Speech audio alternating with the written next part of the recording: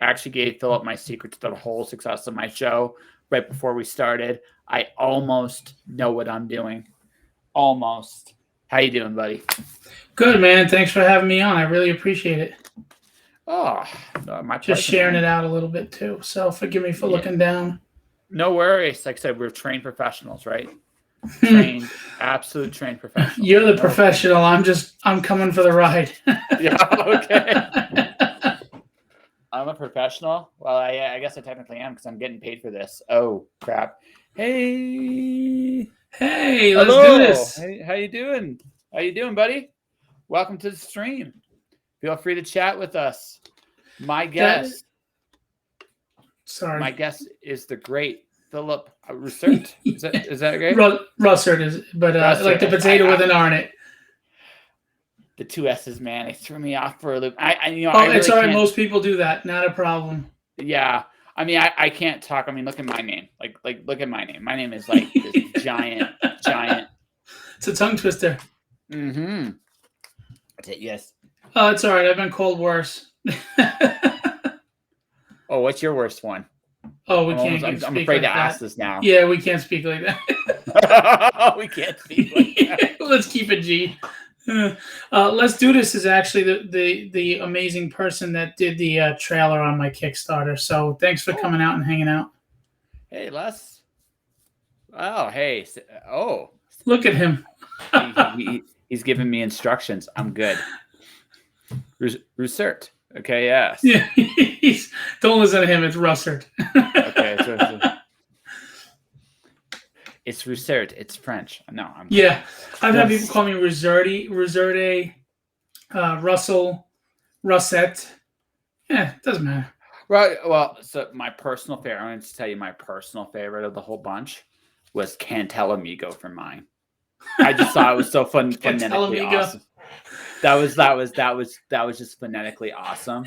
But yeah, some people get bent out of shape about mispronouncing their name. I don't.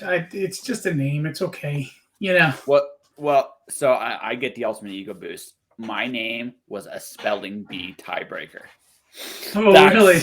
Yes. I wasn't the one in the contest, unfortunately, because I would have been like a slam dunk for me. But it was just one of those. They both looked at me like I was the evilest person on the planet. I was in the spelling bee, but I wasn't competing in that division.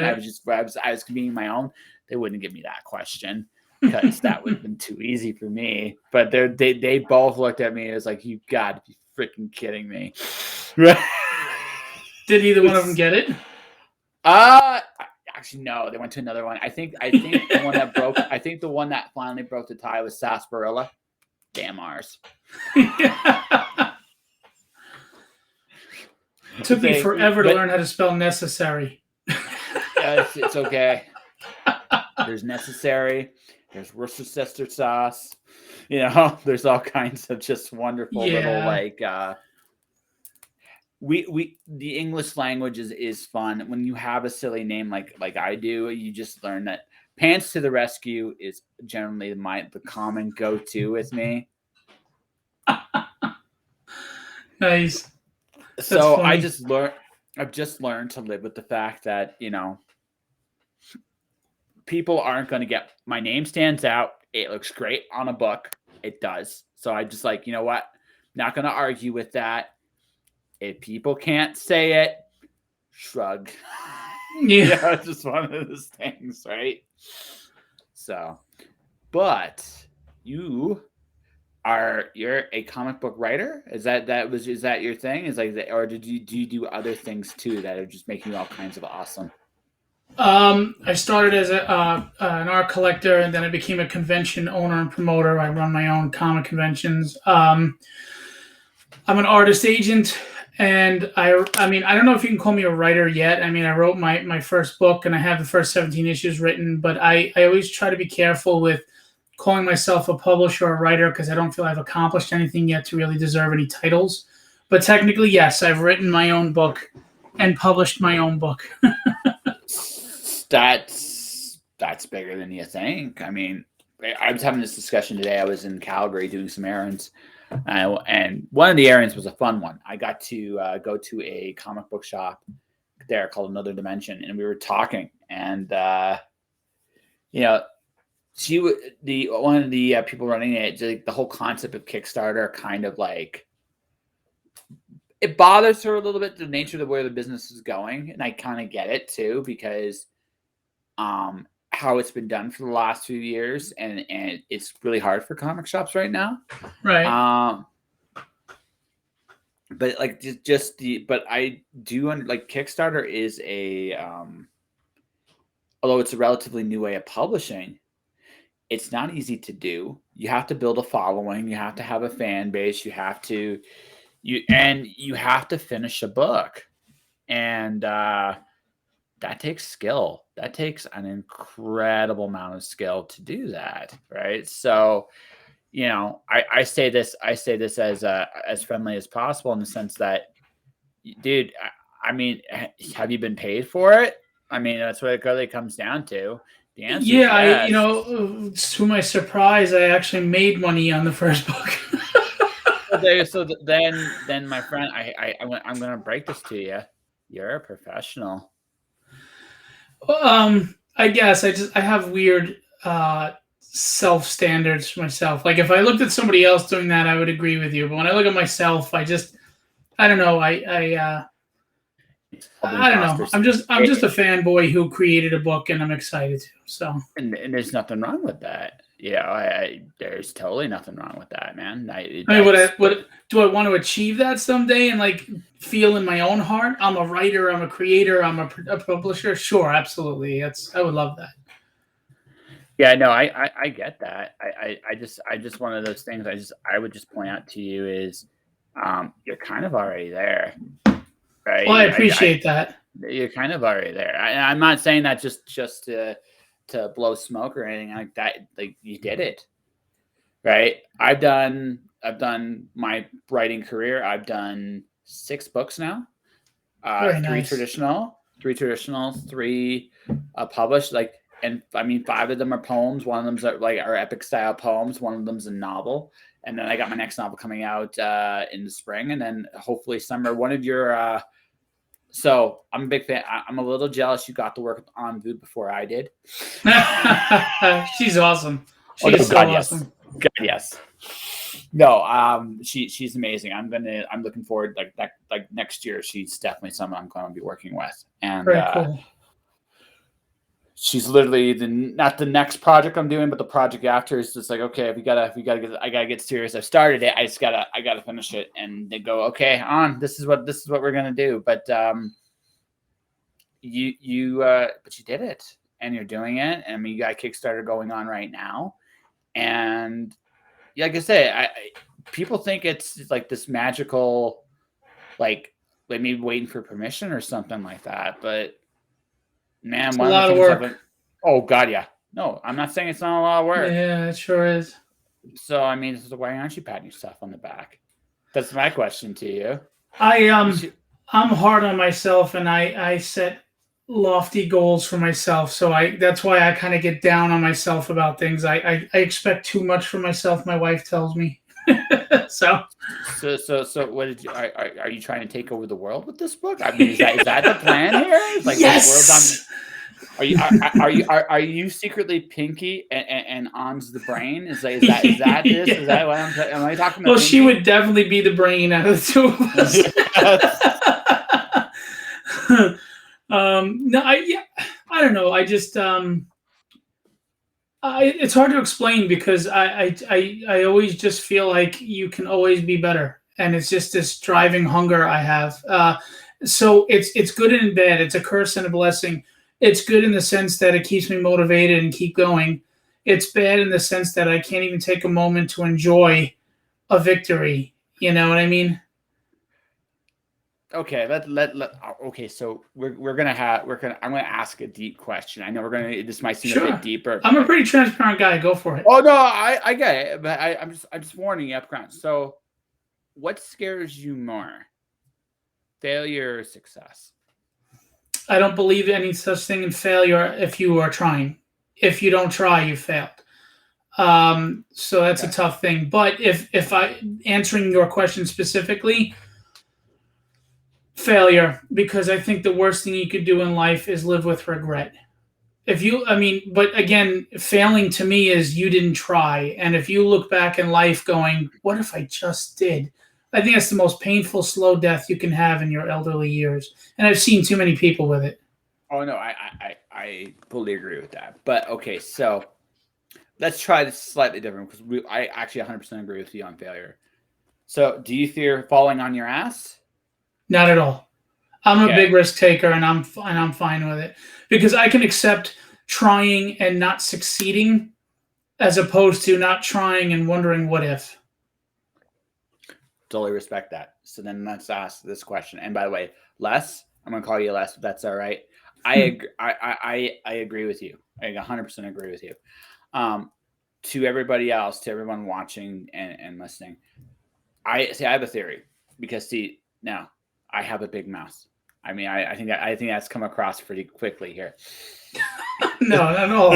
You're sociable. That's why you run a show, because you have a good presence. I get it. Just let me be a little self. Listen, I have a big head. I'm not just literally, but I mean I have a big head. So I always do a little self-deprecation just to keep myself level-headed here. But so legit. Early on in my career, I was going to walk away from this, and I got nominated for an award, and I won the award. It was an Aurora from the Canadian Association of Science Fiction and Fantasy. Congratulations! It's really cool, right? But when that moment happened, I actually was like, there was just this surreal, like, holy shit, what did I do, right? And because it was like I didn't intend for that, like it was not in my radar exactly. But suddenly people realize, holy shit, I'm good at this.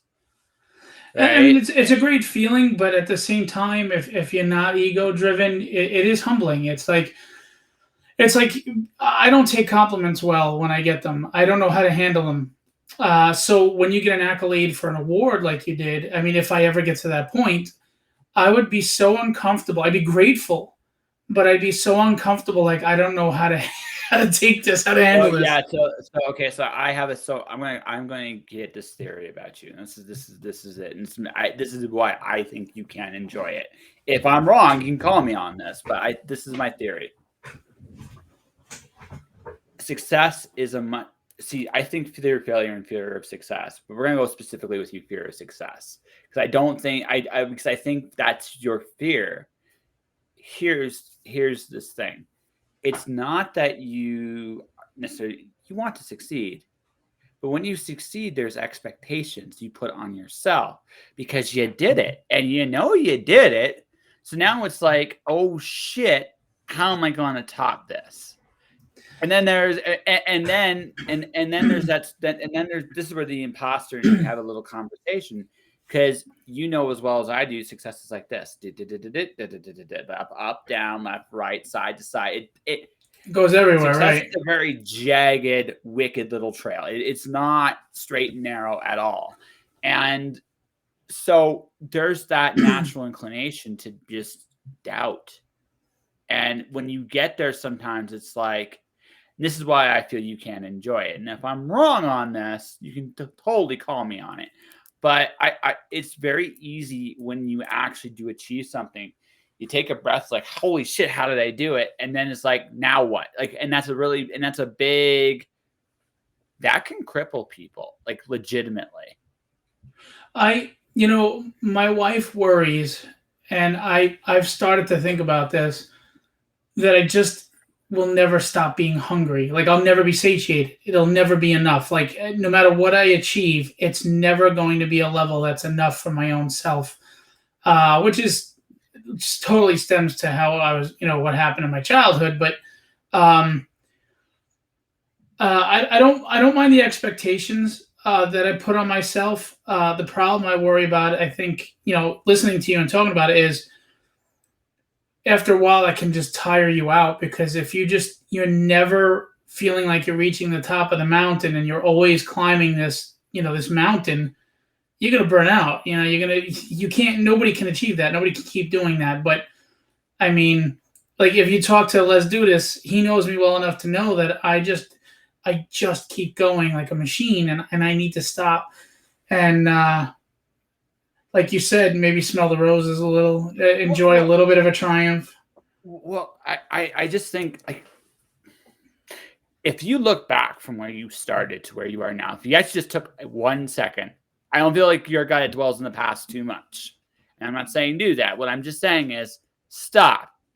Look behind you for a second and look at all the steps you took to get to where you're at now.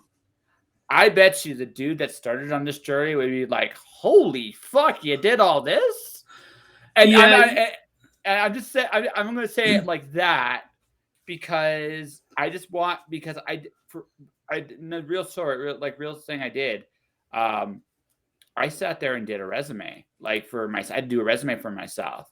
I ended up doing 3 resumes for myself because yes, folks, I'm going to let you in on a little secret. I never put all my good stuff in one resume because that makes me look a little bit better than then a company will look at me and go, why the fuck are you going to hire you? You're just going to fucking bail first chance you get. And I'm like, well, no, no. I'm more along the lines of, I want to do things. And I'm like you. I like achieving things. I like going for things. I like trying different things. I like doing things. But I also take that moment. But when I did that, I looked at everything I did. It's like, that's pretty fucking cool. And I just took that minute to go, that's pretty fucking cool. And then what I do, and this is what I make this a point. So like, I got a little victory today. You want to hear my little victory today? Sure. I got a heavy metal singer coming on my podcast November 29th. Oh, that's awesome. That's awesome. Yes. Hey, DG Comics. Welcome to Twitch. Welcome to Twitch. See, that's great. Congratulations. Yeah. But that's a little victory, right? Absolutely. I mean, it might not even be little. It could be very big. It really depends on what your goals are and where you are and what you want to do. Absolutely. But here's my point. It's a victory. So guess what? I'm sharing it with you. Hey, listen, Final Fantasy Victory Rants. Enjoy it. It's cool. Yeah, right? A lot of people get on me that I don't do that. Does that. My wife does that. No. But honestly, it never looks like what you imagine it's going to look like. Right. But it's going to be very close to the guy doing it. This is what I've learned doing it my way. Oh, what's up, Kevin? Hi, Kevin. Nice to see you. Welcome to the show. I'm Josh. I have a big mouth. People pay me for it. No one's more shocked than me. Nice to meet you. See, I have a big mouth. I'm not getting paid for it, so you're doing something right. I'm doing something right, right? But no, don't. You can derail this conversation all you want. I'm actually glad people are coming in and chatting. It's always a pleasure to have guests, and feel free to ask questions. I'll definitely go out of the way to answer them. We'll go back and forth. But Phil, like, it never looks like what you expect it to look like. That's true. And so don't beat yourself up because it looks. If you want to, this didn't. I didn't intend this to be a therapy session. Yes, if you want to, Les, you can totally do it. I just bring this up because I want to say it like this. Is you've done an incredible amount, and look, you got 2 Kickstarters under your belt, at least 2, right? That I'm aware of. So yeah, this is my second of all time. Yeah, the last one was my absolute first one. Yeah, so and you've succeeded at both of them. You've got great people working with you. You're doing Definitely. You're doing a lot of cool things. So now this is going to be my therapy exercise, quote unquote, thing for you. Okay. And your wife will be happier. Your creative team will be happier. You'll be happier. Before you start your day, or before you finish your day, just look back at where you're at and be thankful for it. Pick one little victory you had today. Even on the day, and maybe especially on the days you get your ass kicked. Because there are days that's good that happens too. But I mean, you you go in and you enjoy a little thing, it becomes contagious. Right. Yoga Phil would be needs some good. yoga. Yeah, DG, yoga would be great. Yeah, yoga is good too. I'm just telling you what works for me. I'm like, by all means. Kevin knows more than anybody at the current moment that I could really use some yoga. There's a yes. story. There's a story there. I can tell, but that's Yeah, okay. I'm not gonna get into it. It's just people. It's just unfortunately, all I'm gonna say, and I'm gonna leave it at this, is there are people that pretend to have the best of intentions, but their intent is really not the best. It's malicious. There's an agenda. They have a nefarious agenda, but they look like a hero, and for some reason, some people buy it. So I'm going to leave it at that. Kevin knows what I'm talking about. I don't mean to be vague. I apologize because I didn't expect it. I wasn't going to bring it out, but dude, I was looking at your stuff this morning as I was in Calgary getting ready to doing my errands, and it's like, well, I better know something about this guy before I start talking to him. You came on at a good time. Yeah. Yeah. But so we can talk about that. Actually, I want to keep it positive. I mean, no. We can totally keep it positive. No. We can totally keep it positive. I just want to bring something up to you. Like just like I look at it this way: if you're pissing somebody off, you're doing something right. I must be doing a lot of stuff right. But Phil, it's yes. Okay. Yeah, it couldn't be a better time. Great therapy session. I guess I should be a psychologist. I don't know. But no, like Phil, like I've worked for people in the industry that have come look really, really good that aren't. And I've seen some shady things throughout my years doing this, good, bad, and different. Like people are human beings. There's some good people out there. There's a lot of great people, but there's some shitty people too. Right. And sometimes those shitty people do look good, but you're at the end of the day, it's not what people look like that really matters. It's what they do. So if what you're doing, if what you're doing is you're putting out a good book, you're showing up, you're doing your shit, whatever that is, that's really what's going to matter in the long run. The rest of it doesn't. I'm moving on from all of it. They can continue to say and do what they do. I like you said, I just want to put out a good book. I want to continue to try to be there for the people that I've been trying to help or that ask me for help or, count on me. And I just want to continue to try to be a better person tomorrow than I was today. And I will eventually let go of the feelings I have about the situation, but I am certainly going to move on from the situation because it's not going to change anything. Unfortunately, truth doesn't change anything these days either. So why even bother? I wouldn't go that far. Yes, it is. Treasure 2 is going to be another top tier release, and we're going to get to that in just a second. We are a campaign that Kickstarter loves. Yes, that is great. You should send me the link to the Kickstarter so I can pimp it here, but so people can come watch and see it. But I'm just going to say, no, truth does make a difference. It doesn't always happen right away, but it does to those seeking it. Well, no, even sometimes, you know what? The thing about life, this is what I've learned. Sooner or later, those ideas can't be ignored. They just get louder and more obnoxious until you finally acknowledge them. And so, again, be consistent and true to who you are. The rest will be the rest.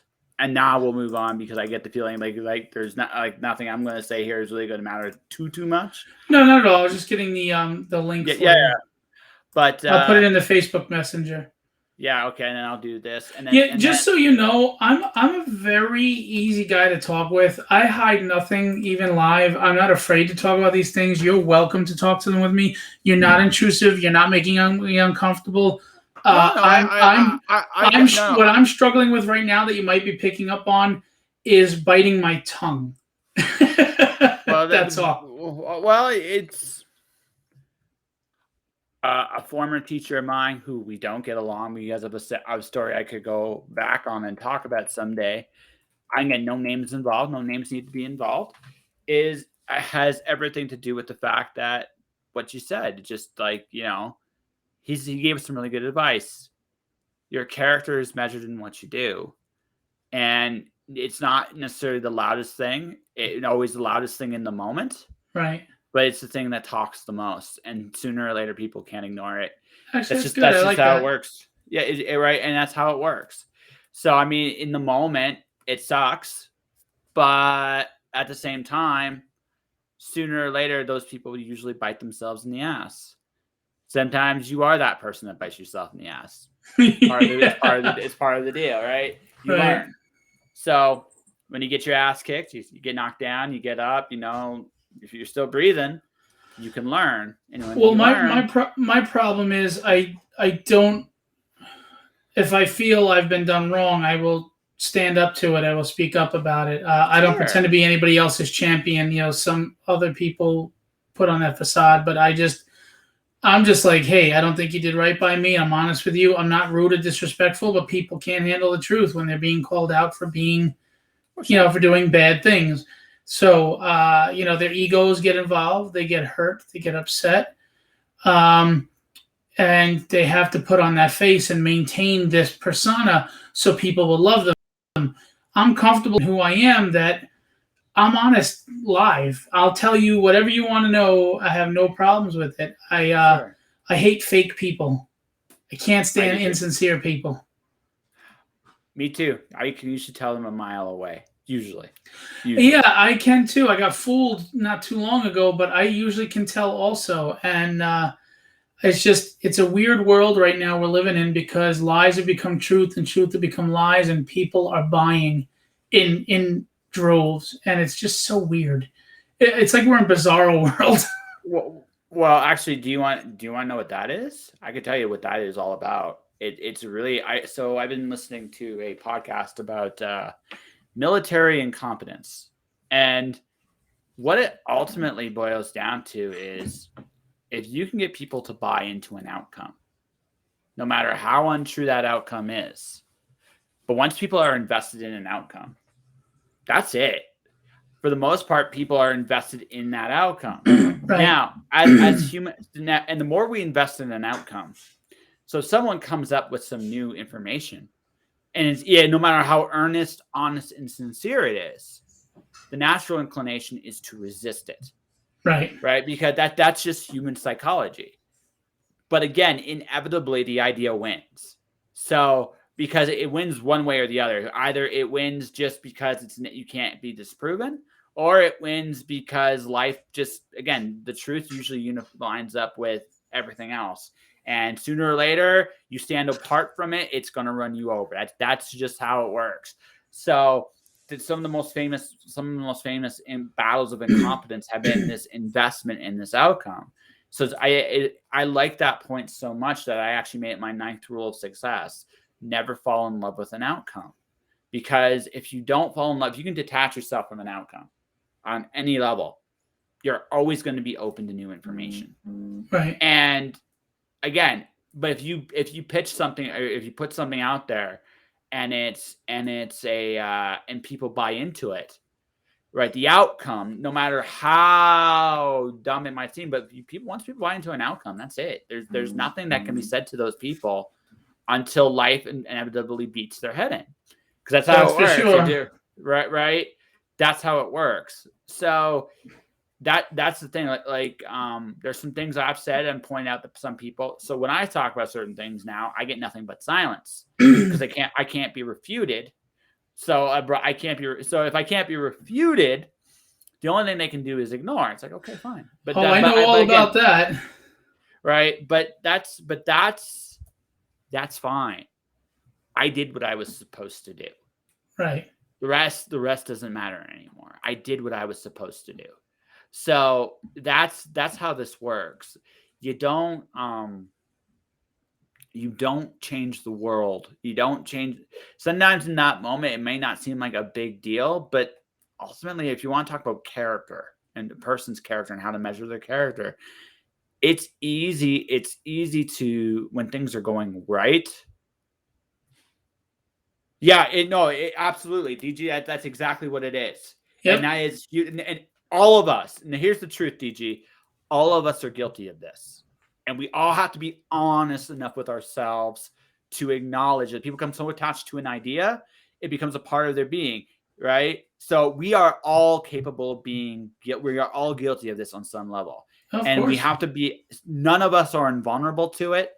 And that is one of the hardest things to acknowledge. Again, Hmm. I have big, obnoxious head ego. So one of those things where I just gotta look at and realize, like I have blind spots. There are things I do not see because I am, by my very definition, batshit insane, and all of us are. Nice. That's right. Your wife. Hey, Hey, Kevin, I can always tell you you're wrong if you like, if you need a little more help.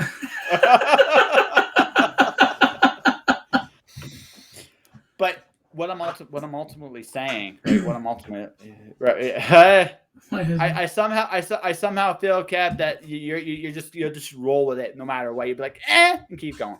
Kevin's cool. One awesome dude. I'm just gonna tell you right now. He's one of the very few people that gets my back. Yeah, but when you get right again, but that's what it comes down to. So you just don't fall in love with outcomes. Just do it. Like, just be open to what happens. Just do things and be open to what happens, and that's it. And don't worry about how other people are going to take it in that moment, because honestly, it doesn't really matter. That's their cross to bear, not yours. And that's it. You did what you were supposed to do. Now, and again, it doesn't matter if you change someone's mind or you don't. Here's what matters: you stood your ground. That's it. Sometimes that's all it's about. Sometimes that's all it's about in the moment. Who are you when chips are down? That says an awful lot more about a person than when everything's going hunky dory and great, right?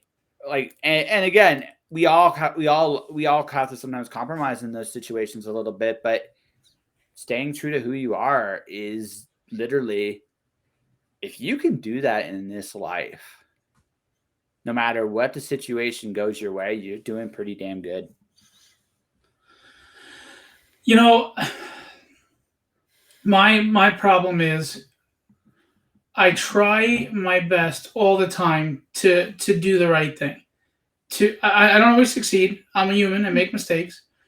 Nothing I ever do is malicious. Ever.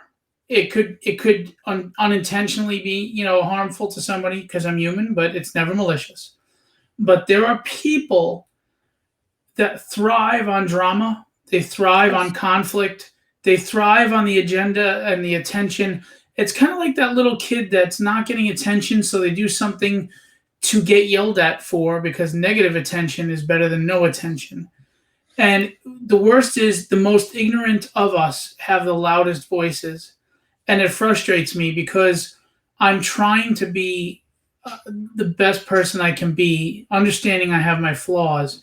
And there are people that are just too damn lazy to try. They want to pretend instead. They don't want to put the work in and actually become a better person.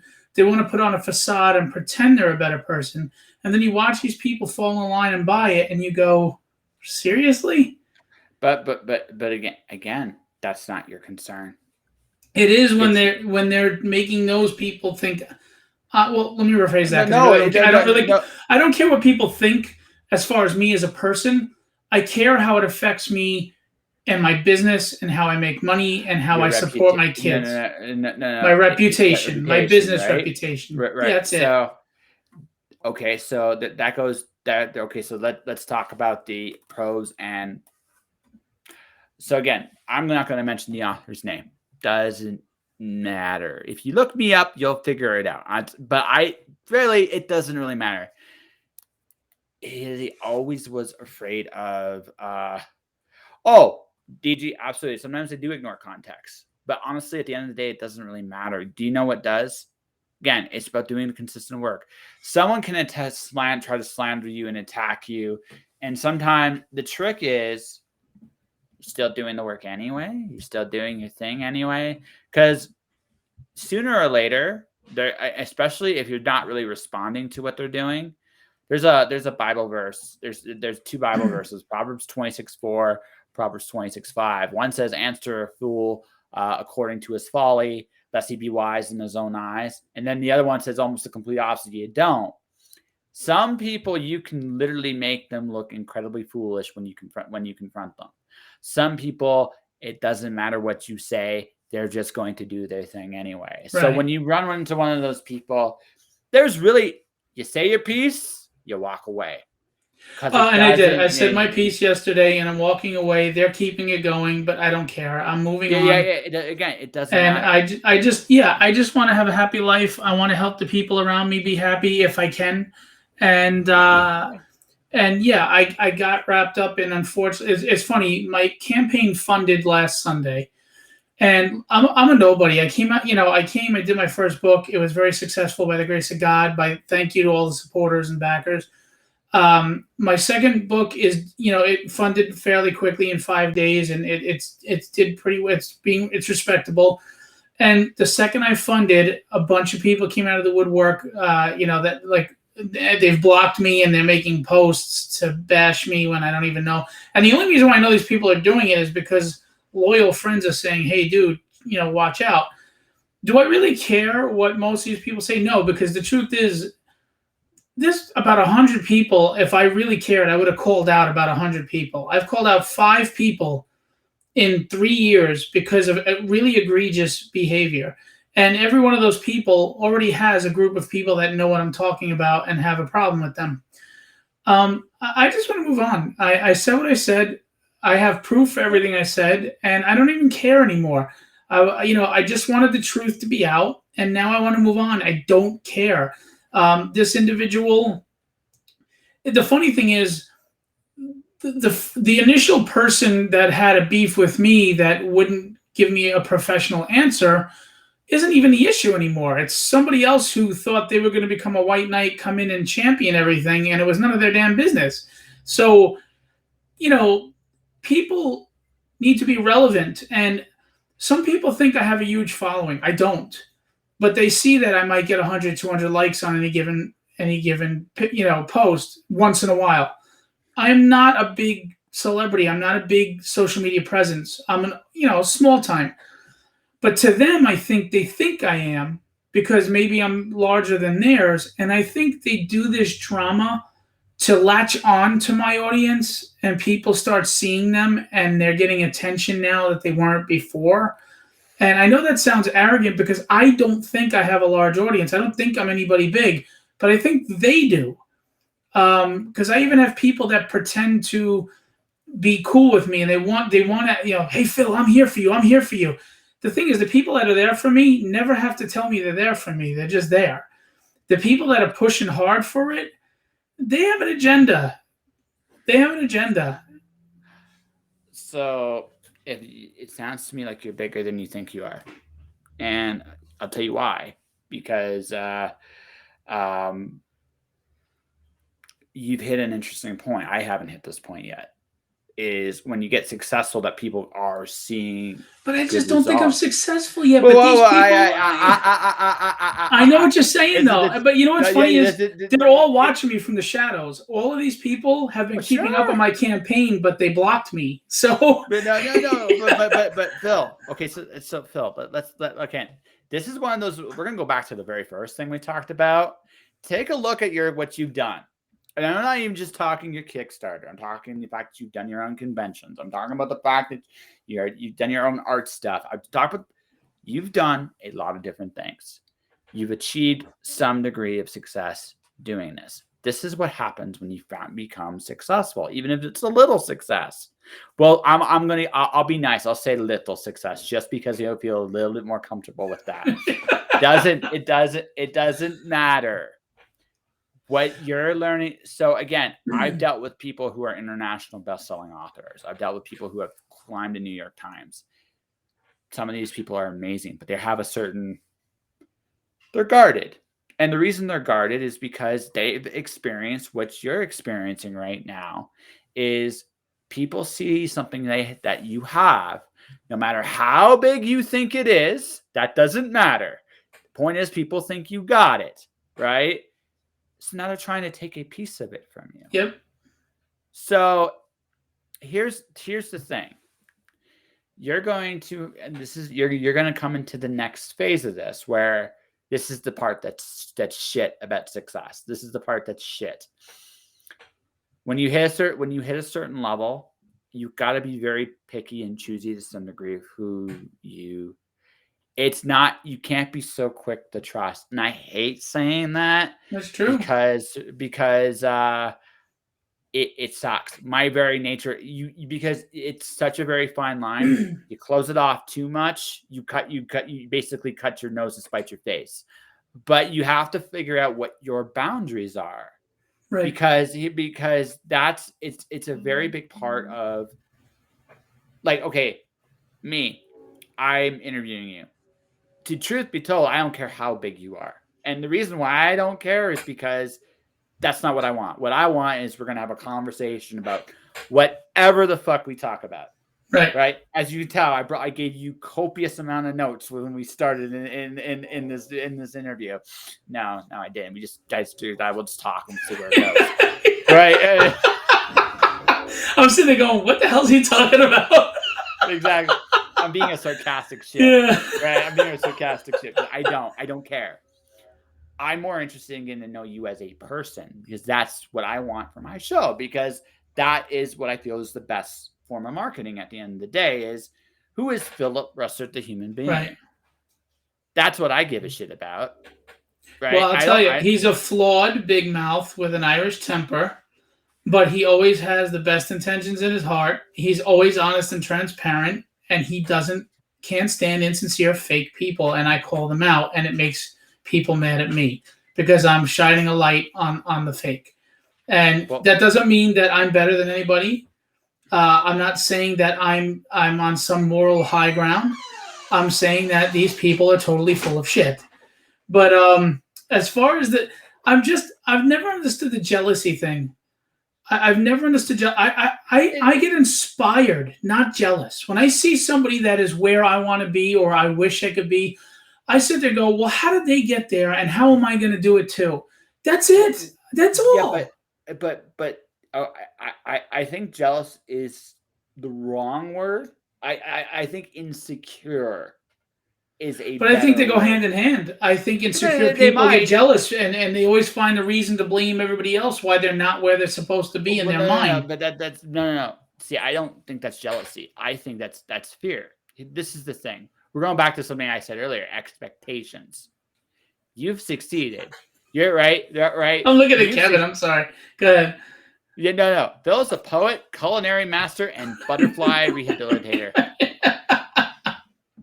Hey, listen, I got a similar bio. I co-host a show for Canadian immigration. My co-host teases me with cupcakes.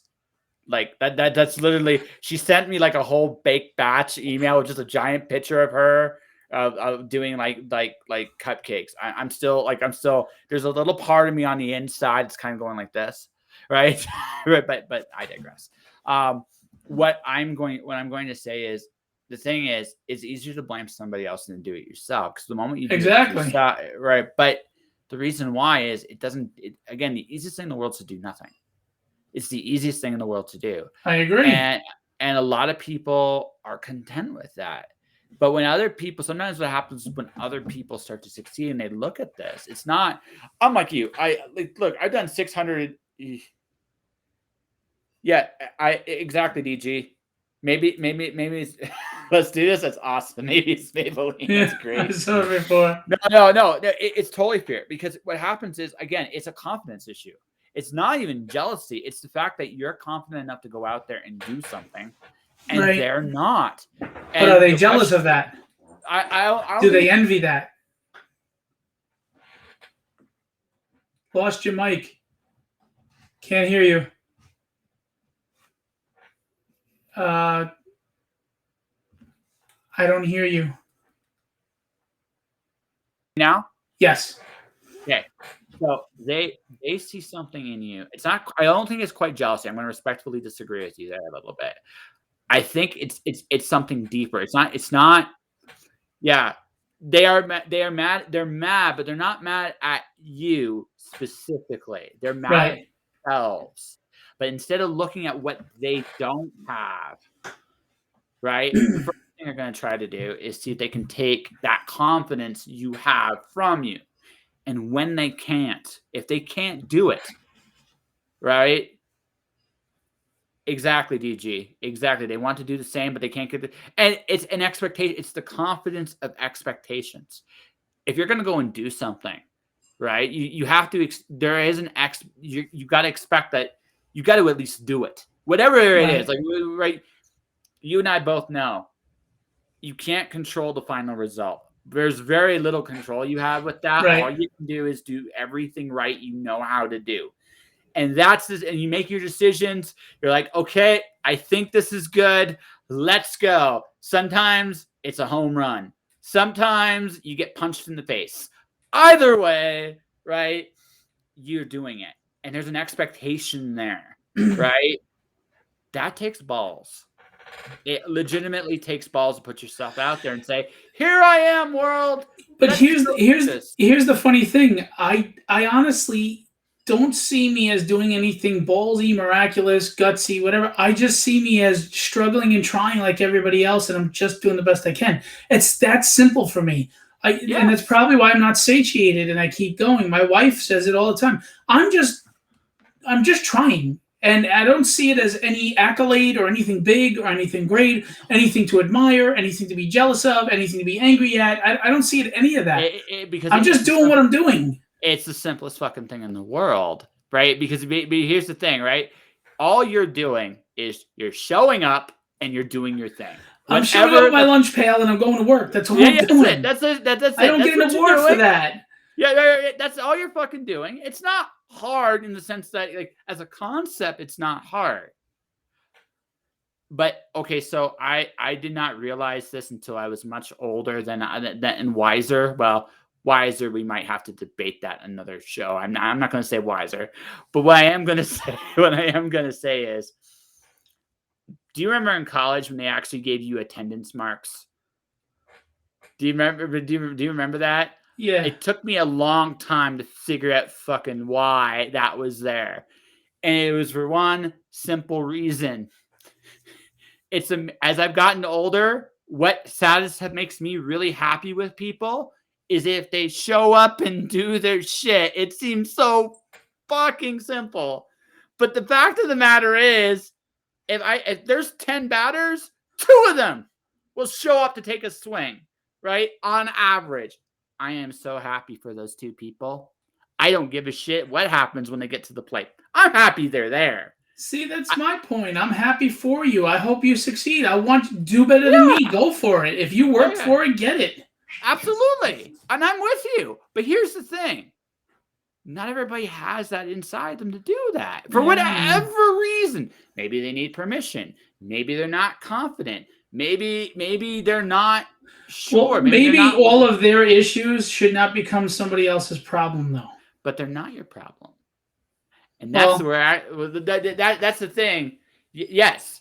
And that's DJ's right. You're successful. But I'm not successful. What did I do? I haven't done anything. No, Phil, this is where we're going to have a little come to Jesus moment right now. Right? We're going to have a little come to Jesus moment right now. I just looked at your Kickstarter. You are funded. I'm sorry, folks. That's a success. Phil, I know it might be a difficult thing to understand, but you succeeded and you are succeeding. Yes. This is See, Les Dudas does this to me too. He tries to remind me every once in a while of my achievements, and I don't know. I'm hard on myself. I am. Mm-hmm. Hey, Onk97, hello. How are you? Onk97 is the great Anvu herself. Oh, hi. Yeah, we actually said lots of nice things about you on. Well, I did. He was bad-mouthing you big time. I was terrible. Yes. Yeah. So I was terrible. But here's the thing. And you are successful. You may not be where you want to be yet. There's a difference. And you need to accept that there is a difference. Because that is the only way you're going to be able to look at this honestly. Okay? You can say you're not where you want to be, and I'll respect you for that. That I'll give you. But you cannot tell me you're not successful. What you can tell me is, you can say you're not the biggest guy. You're not. But you're growing into more successful things. Think of this right now as kind of a personal little test. How do you handle this now? Because bigger things will be in store for you. The only thing I consider myself successful at is, by the grace of God, I have my wife and my children that I never thought I'd have in my life. That's the only thing. If you came to me and said, you know what, you've done good, you succeeded, I will 100% agree with you. It's not all on me. My wife had to be crazy enough to say yes. But the point is, that's the only aspect of my life that I will. If it sounds like arrogance, yes, I succeeded 100%. No, but this other stuff, this is just going to work, man. Yes, but again, this is where you and I are gonna have a little chat. Like no, I get where you're coming from. I want you to understand this, right? I get where you're coming from. This is me going to work. Like, look how many episodes I've done. I've done 680 of these, right? This is my lunch bucket. And people say, oh my God, right? This is my lunch bucket. But I've also accepted the fact too, not many people have gone as long as I have. Now, there are people who have gone way farther than I have, and I haven't gotten to where I want to be. But you notice how I did this. Am I where I want to be? No. Am I successful? Yes. I'm just not where I want to be yet. Right. This is where you have to be a little honest with yourself. Because the only way you're going to deal with this. I'm not good at celebrating the successes. I just don't see them as successes until I'm content, I guess, where I want to be. Well, but maybe it's a shortcoming, but it's just the truth. And you know what? If that's what you get from this, great. I'm not, because I know this is not going to change your mind in one conversation. No. I listen to everything people say to me. I mean, honestly, I'm very open to other people. A lot of people are very fixed and stuck. I know what you're saying is true. Mm-hmm. That knows that. This is like, I know. And so, by the way, I'm going to reiterate this again. I told her this privately. My next book comes out December 1st. An's actually getting an acknowledgement in my next book. Cool. Just because she's been my she helped me with it, but whether she believes it or not, she was one of my beta readers, and I was really honored that she wanted to take the time to do it. So she's getting an acknowledgement. Well, let me tell you something real quick about An. Yes, I met An a month and a half ago, and she has been nothing but kind and supportive, offering art advice. She offered that sketch cover for the campaign. She's the 2 covers that she's going to get on the book. She has done more in a month and a half for me than plenty of people that I've known for 30 years. I mean, she is a very kind soul. She is one of the good people in life. There is no agenda with her. She just wants to put out there in the world, and she wants to give to the world. And she is a good human being. She's a great human being, and I have nothing but wonderful things to say about her and her art talent. And if you say anything bad about her, Kevin, or Let's Do This, I'll fight you. Okay. I'm more, to be perfectly honest, I'm more afraid of An than you, just to be honest. She's tougher than probably both of us, but that's okay. But here's the thing. I get it. It hasn't sunk in. But if you're going to look at like any drama that's going to come your way, honestly, in life, you're going to have to accept this a little bit, because it's the only way you're going to be able to protect yourself. Because this is where I'm coming from on this. And then we will talk about your book. Because I get this feeling you're going to go to bigger things, and you have to understand. Thank you for saying that. Yeah, no, I do. I get this feeling, But I also know this too. What you're going through right now is going to teach you how to deal with certain things later. Yeah, I got to get a thicker skin when it comes to some people. That's a guaranteed. Right, but that's part of it. But you're also got to be honest about where you're at. Like, not just here. It's okay not to be satisfied. It's okay not to be where you want to be, and that's fair. I'm not. But I need to be able to celebrate my victories along the way. You need true. You need to, but you also need to realize that they are victories, because when people are coming for you, you can recognize more honestly what you have. Right. I think I just worry about, I don't want to become one of these egotistical people. No. You don't need that, and you don't need to be an egotistical. Maybe I'm overcompensating, going too far the other way because I don't want to go too far this way. So one of my favorite authors goes by the name of Kat Flannery. She's one of the most down to earth, but she's a badass. She has worked her ass. No, like, honest to God. She has worked her ass off to become the success she is. One of the most down-to-earth people. What I learned in the United States when I lived there was how to be a little ruthless, how to be a little bit of an asshole. It's okay. But the thing is, I don't need to be an asshole every moment of every day.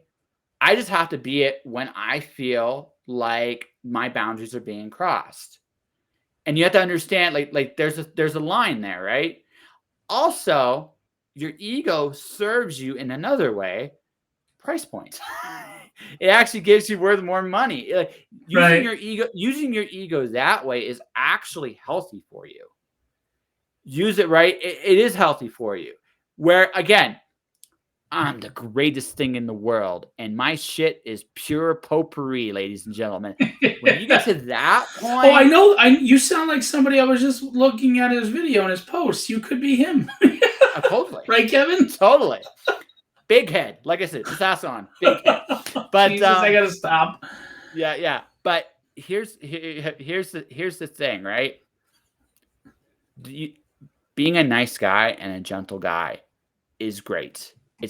Being humble is great. But when somebody is trying to take from you, right? Right? Not all heroes do wear capes. Some heroes, here's the thing about me. I don't get, when I say I need a thicker skin with these people, it's not that I care what they say about me personally, because your opinion of me is none of my business. I don't give a shit what you think. What bothers me is your intent. Intent bothers me.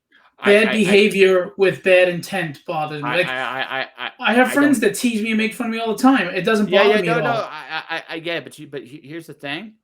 If you're not anyone I actually care about, like, in terms of, like, you're not directly impacting my life, your opinion does not, and I'm just being very clear on no, I get you, but you know why it does bother me, even though it's not somebody that I care about? Because they're the ones fucking up this world. This is what, we sit here and we say all the time, people suck or the world is horrible. And then in the same breath, we're saying when somebody does bad, don't call them out. Just let it go. Move on. Ignore them. I'm not saying you. I'm saying this is enabling these people. If you want the world to be better, we have to tell these people, stop your shit. It doesn't work. It's not enough, and it's not tolerated. Well, no. Okay, so it's also about choosing your battles, too. And you're right about that. It's about choosing your battles. You don't need... Look, I know there's a bunch of assholes out there. We both do. I see them every day. I consider it a victory. I don't punch them in the face sometimes. Sometimes that's the victory, right? You have no idea how I control myself. Yeah, but at the same time, but here's the thing, okay? First off, I need to work right. So if I beat somebody up, I'm not going to be able to write, right? Yes, it might be maybe a little bit, but it wouldn't surprise me. It wouldn't. I don't look as good in the outfit though. On. Yeah, no. But no. But the thing is, here's the thing, right? There's a point. I am not going to stand by and let someone get picked on. That all said, there's also going to be a point like this too. I will go to that person. Are you okay? Right? are you like before I step in, it's like, listen, do you want me to say something? Because because what I'm doing there is right. What I'm doing there is maybe, just maybe, dear lawyer, I really fucked up, and this is what I did and why, and I'm sorry, and fix this, please. Please don't let me go to jail. Yeah, but here's the thing, right? There are so many battles out there, and you're just one guy. And the thing of it is, most of these people aren't worth it. They just aren't. And you're right. Yeah, they just aren't. No, listen. You're absolutely right. I will not argue with you that. Yeah, I will not. Yeah. But and you're right about picking battles. But just to clarify this battle right now, there were 2 jagoffs from last week. I totally ignored. We moved on. There was no issue. The problem I have, the sociopath that I'm dealing with right now, wasn't even part of the situation. He brought himself in, came at me. I dropped it and let it go, but he's continuing to go on with it. And he does it in this charming, I'm not really trying to cancel culture anybody or this and that. I'm just fighting the good fight, and I care because, Phil's a bully. And somehow a grown man deciding to quit because he's got no backbone is Phil's fault. And he's like convincing all these people, and he's doing it in this sneaky, conniving, I care about you, I'm a white knight way, when he doesn't give a shit about anybody. It's all about his ego. He was embarrassed yesterday because he acted the fool. And when I confronted him with facts and asked him for a factual answer, he couldn't give it. So he feels foolish, and right now his whole agenda is to save face and put on this persona at my expense. At my expense. But okay, and Kevin even just put 100%. Oh there. No. So this sociopathic jagoff is intruding on my life when I'm not doing anything to him. I never said anything to him. I didn't even bring him into this. Oh, so then I got 2 questions. Yes. If you ignore him, which I am, which you are right now, if you keep ignoring him, there's going to come a point where him just constantly saying stuff is going to get old. Right. And so then the fuel will just die. First off. Again, it's not even the people that believe him. It's not that. I just can't stand this kind of... These people are ruining the world. No. But again... So again, you have 3 options, and 2 of them put you in jail. So and those are the 2 I really want. But this is my point. This is one of those boundary things, right? You've done what you're supposed to do. The rest of it's over. Right. He might still go on for another few days. Okay, whatever. Dude, I wasn't even going to bring it up in this show, but it became a therapy session. It did. Apparently it did. I wasn't even going to bring it up. I was going to talk about tragedy. But again, I think it came up also because I say you're a successful dude, and you're like, no, I'm not successful. Shut up. I just funded the Kickstarter. No, I'm not successful. It's like no. Right. Oh, and by the way, I'm not blaming you for it coming up. I didn't mean it like that. It's just the conversation went that way. I used to do my interview show, and I had a few people that were like Alex Sinclair, the colorist and stuff, and they got real on the show. Alex actually teared on the show, and I loved that, and I respected that, and I thought that was just human, because we're all human, and I think we get so scared and guarded that we forget that. We all cry, we all laugh, we all fart, we all shit. I mean, it's just the way it goes. Yeah. And it shouldn't be considered taboo or something to mock because we all do it. We all have our moments of weakness and happiness, which is my character. But so that's why I'm always forthcoming with people have seen me laugh, cry, and get really angry live on video in front of hundreds of people, and I'm honest and raw about it all the time. Yeah. And this conversation, to me, I don't care if there's 500 people watching right now. I'm comfortable just having this conversation with you. And you can analyze behaviors of mine, and I will not get uncomfortable and squirm. I won't fight you. If I agree with them or if I think there's something to look into there, I absolutely will. Because this is how humans connect. Mm-hmm. But some people never got the teat when they were a child. So their way of connecting is causing negative drama but gaslighting and putting it on somebody else. You know what I'm saying? They created the whole incident. They blew the whole thing up, and they're trying to say it was me that did so. So I just wish people would find healthier, better ways to express themselves, to find their place in life, and to find peace, because they're causing chaos for everybody else because they can't be at peace. Well, I'm sorry they can't be at peace. I'll pray for them to be at peace, but leave me the fuck alone. And that's it. I came to a wonderful realization, I'd say about a year ago, and it was one of those eureka moments. I don't have to cooperate. And once I had like that thought in my head, I don't have to actually cooperate, and I can have fun with this. And I am that kind of a dick. So I mean, it's just right. Right. And here's the funny thing. I'm not better than anybody else. I have my urges to give in to the bad side of things, to be vindictive or a dick or to be angry. And I try not to. Like, even when I have the right to like really bash somebody, I'm trying to be as fair and objective as possible when I don't want to be, you know? Kind of Breath of the Dragon. Yes, on is spot on. I told everybody they are a creation of me and my wife. Both of us are in those characters. Abso-freaking-lutely on. That is right spot on. A little secret, ladies and gentlemen. Every character an author or a creator makes has a little bit of themselves in there somewhere. Right. Right. And whether in my case it's the Alice or the Cheshire Cat in my story, or in your case, whether it's Grace O'Connor and Breath of the Dragon. Breath of the Dragon.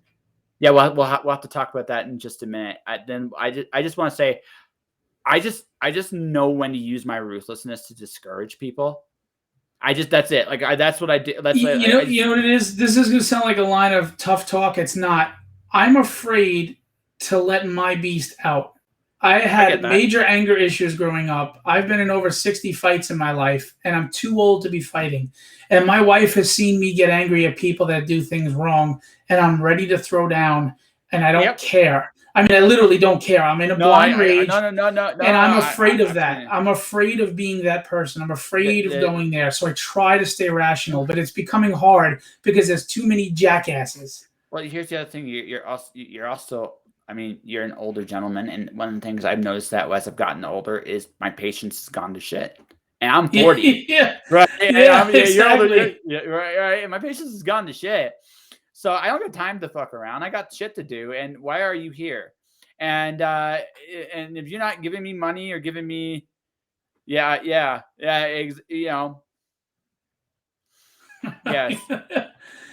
yours.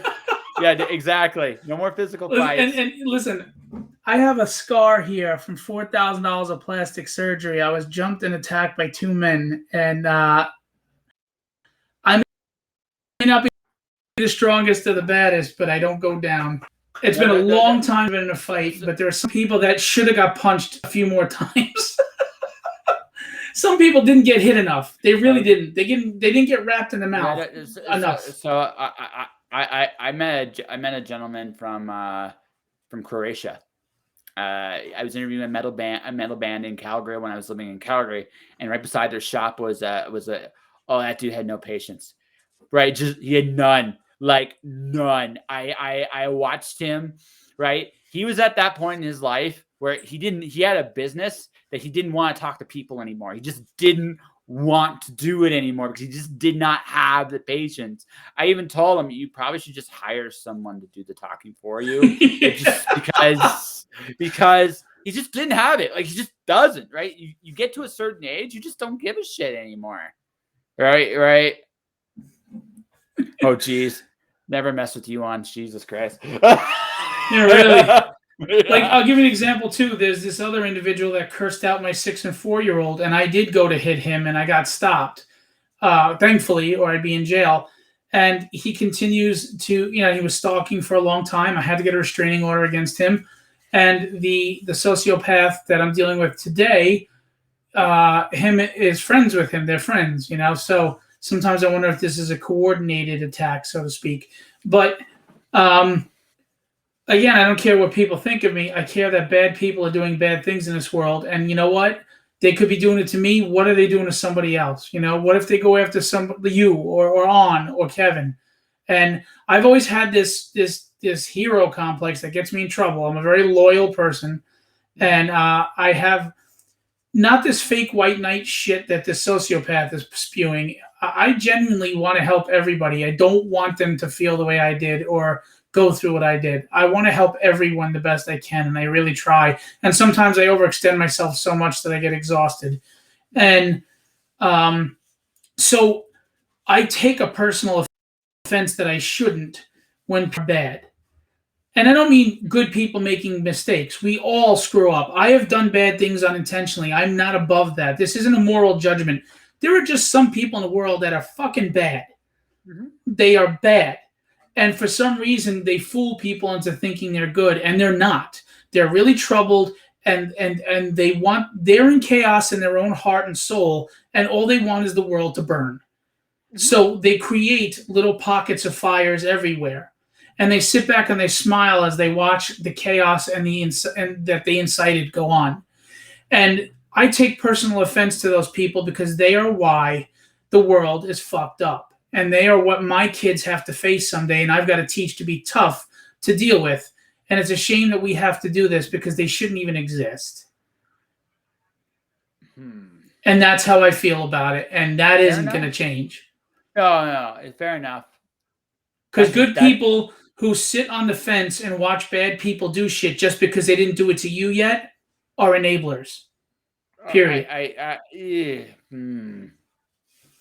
Okay, so one of my favorite conversations involved actually Jordan Peterson, and the idea he talked about what makes a good person, right? And what I like the answer he gave. A good person is someone that masters being dangerous. And I like that because the sad thing is, while in principle I do agree with you, the reality I've seen in this world is that there are bad things, there are bad people, there's cruelty everywhere. So in one sense, we all have to have a little bit of a ruthlessness to us. What makes people good people, in my opinion, isn't the fact that is not the fact that they only think good thoughts. It's that they master their dangerous side. That the fact that there are some people that haven't been laid out yet, I have mastered my dangerous side. Well, maybe. But I say it like that because that's it's not that I don't have dark thoughts. I do. I've said this to some people. I have a savage side to me. It's just I'm very much aware of who I am and who I'm not, and I try to do the best I can. And some days I'm an asshole. Some days I am, and that's just I don't win every day, but I try, and that's all I can do every single day. And if someone's not where I'm at, or someone's better than me, great, I can always be better. And if someone's not where I'm at, I'm also gonna be like, well, once upon a time I wasn't where I am now either. Right. And so it's one of those things. What I say is that the world is bigger than me. I don't understand it. I don't pretend to. The older I get, the less I do understand it. Exactly. And there's a song lyric about that, and it's absolutely true. Yeah. Right. That's just where I'm at. I don't worry about that. This is what I worry about. I worry about this. Can I help you? Cool. I'll help you. If I can't, can I cheer you on? Cool. So and if I'm with people I love and I'm doing cool shit with people I love, that's it. That's all. I don't like, and I'm not saying you, but I'm not into tribalism, right? I don't sit there and I go, oh, I'm from Queens. I'm a queen. I don't identify with geography. I don't identify with an ideology. I don't identify with a culture. I do what I do, right? Yeah. Well, the same thing is with people. You could be my best friend in the world, and if you're wrong, I will hold you accountable. Sure. You could be someone I hate. Well, I don't hate anybody, but you could be someone that I can't stand. And if something's done wrong to you, I will stand up for you and fight for you. You want to know why? I protect the people I love, but I do not defend wrong. I defend right. And I may So, not always get it right. I may screw up, but my mhm. intent is to always defend what's right. Not people, but what's right. Because good people do wrong things all the time, myself included. You have to hold people accountable for bad behavior no matter Mhm. what, Sure. especially if their intent is malicious or Sometimes nefarious. I I've definitely made my fair share of mistakes in this life. Um, Again, though, it has to be according to the mistake. Good well, people well, screw well, up. well. Here's the thing. I look at it slightly differently in this sense. I never question intentions, but I also don't question impact. What I Right. question is interpretation, right? Because I can't prove an intention. I yeah, when you get right You down can to it, say that, but there are times where you know the well, intention is nefarious. no. Again, intuition tells you other things. But if you really, but again, if you and also if there's a pattern and you see it, absolutely, you can make different conclusions. But initially, let's just say you and me had a disagreement right now. You tell me your intentions were good. I'd have no context to disagree with you. Even if I feel otherwise, it doesn't matter. I don't have it because I cannot read your mind or And heart it's or funny soul. that you say that because that's what this third person was all about. They misinterpreted something I did. When I explained to them it wasn't what I was doing, showed them how it doesn't say what they say it says, and then even wrote an addendum. They doubled down and they doubled down and they doubled Oh, no, down, calling me a liar. and again, that is in love with the outcome, which is Well, it's another, because they wanted to be a white knight and a hero in everybody's eyes. yeah. Oh, and okay, good to know. And I will never mess with you in a million years. Jesus Christ, I'm just but I mean, no, that is no, and honestly, DG, I agree with you, but where I'm coming from with him on what he was talking about here is interpretation is the argument. It's the It's only place. subjective. Yeah, it's totally subjective, but intentions and impact can't be argued with. The impact is the impact. So yeah, you got to deal with the result, the aftermath of that. The intentions can't be questioned because there's no way to. I can't read your mind, heart, soul. I can guess, and the more I know you, the more I can come to certain conclusions. But Right. even then, where You I have never this, really know what's in the hearts and minds of men, and I agree yeah, with you. yeah. But there's proof of the court in the court of law, and then there's just knowing something. Oh no, You no, know, and I'm certainly not going to say don't argue with your intuition. But what I will say is, oh, I always tend to go after interpretation because right, that I can prove, right? That I right. can prove. And if at the end if at the end of the day an agenda is done or approved or well, then there's nothing to be done. That person did not come to listen. That person came to speak. And I will, and That's this that's it. guy. You got Yeah, it. That's this right. guy. And the thing is, I can't stop him from speaking, Right. but I can't. But I don't Oh, I have to. could, but I'm not going. No. I'm just kidding. I'm just kidding. I'm not. But I I'm just are kidding. you? I'm really not. Are you? So yeah. Anyways, but the thing is, yeah, no, and Kevin again coming to my defense. I love this guy. no. You can't Kevin, ignore the turnaround speed. Kevin, I'm not arguing with you. No, he's not No. saying that to you. He's just saying it in general. We're not coming at you. I get the frustration, but this is where I'm coming from as far as Kevin that goes. totally gets what happened. Yeah, no, and I can't comment Well, on it you because don't know because you weren't part of it. Exactly. no, exactly. So I can't say squat. Right. What I will say to you is once your piece is said, and once it's very clear that the person is only interested, is only interested in talking and not listening, I'm done. I don't care. And that's what I did. That's what I Yeah. did when they continued to and elevated things on their page, in a sneaky way. I just moved on. Kevin was kind. He had my back. Most people don't ever do that.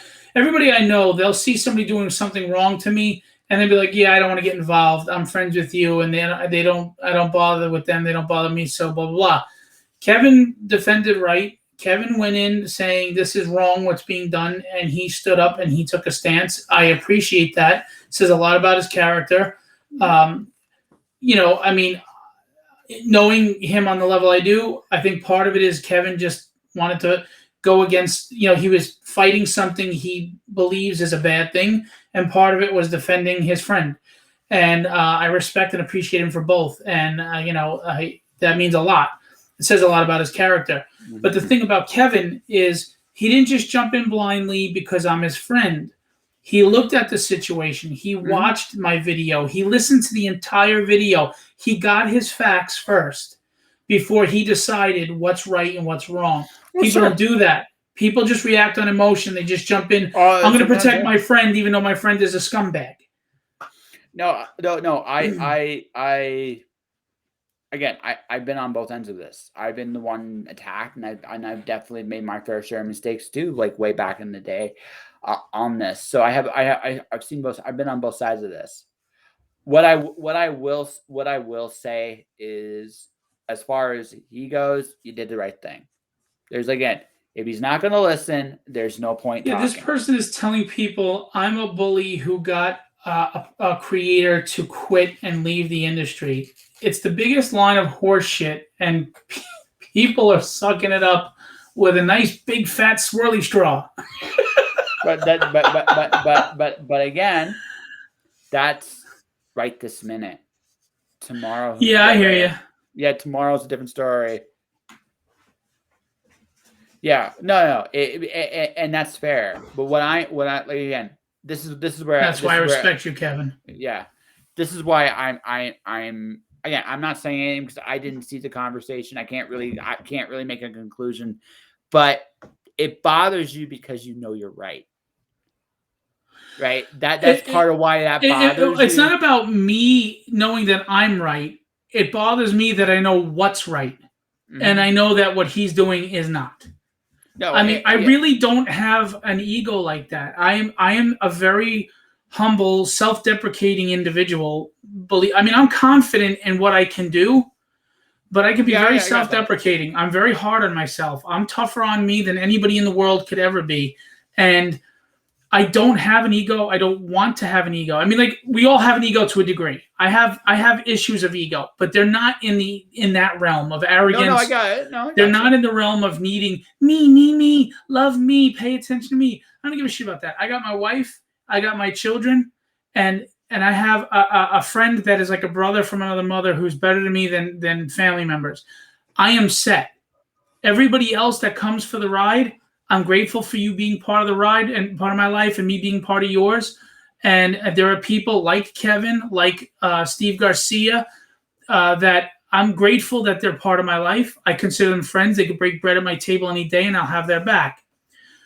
But I don't care about the people who call me a big poopy head. That's just childish, stupid shit. I don't care.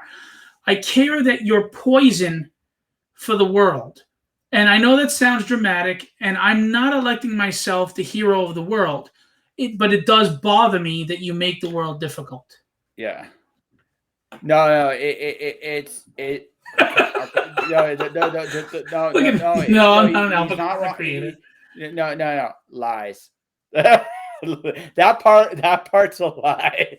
If I was an alpha comic creator, okay, my Kickstarter would be at like 50. I mean, this guy's like Jimmy Noble making $30,000 on campaigns. I'm nowhere even near that. Jimmy Noble didn't make $30,000 on his first 2 campaigns. He got there over time, and you will too.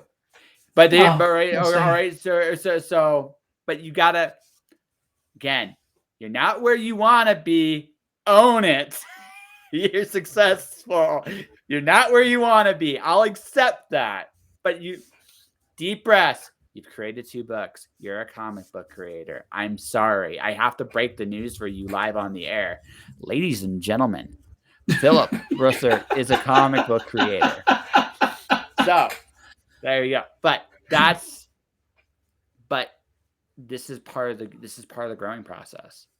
You're going to piss people off. You're going to have people come at you from all angles, especially in comics. Comics is notorious for this. I know. I think there are a lot of guys that didn't grow up and they lived in mommy's basement too fucking long. It's not just guys. Well, I say guys as a general thing because there's people of all walks of life. It is an interesting industry. There are a lot of great people in it, but it is an interesting industry, and you've got to be aware. There's a lot of high school shit going on. Oh, sure there is. That and see DG, I completely agree with him. But here's the thing. This is this literally. I don't know how to put this, but I had never gotten support my whole life. I was fighting for myself, scrapping for myself. I was either told I was worth nothing or treated like I was worth nothing. And when, you just notice now on, I keep saying it. Yeah. Yes. Yeah, it's digital print. Yeah. And when people like Kevin say stuff like this, and I know that they don't need to say this, and I know that Kevin's a genuine guy when he says it, it embarrasses me, it humbles me, and at the same time, I'm so grateful for it because I know what it's like to not receive that. Mm-hmm. I'm not going to lie. I'm a grown man, but there's times where people come to me with things like that, and it makes me tear. I mean, I had somebody come to me once that I didn't even know this person. They were a Facebook friend, but we never interacted because of the algorithm.